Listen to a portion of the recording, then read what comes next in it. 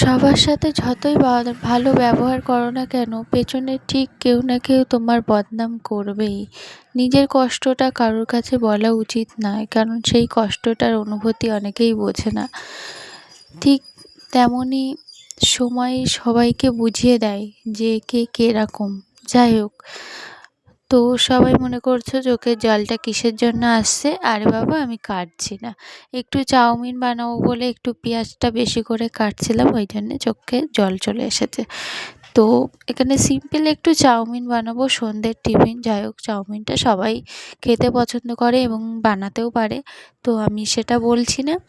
যাই হোক, একটু মনে হলো তোমাদের সাথে ভিডিওটা শেয়ার করি, তাই করলাম।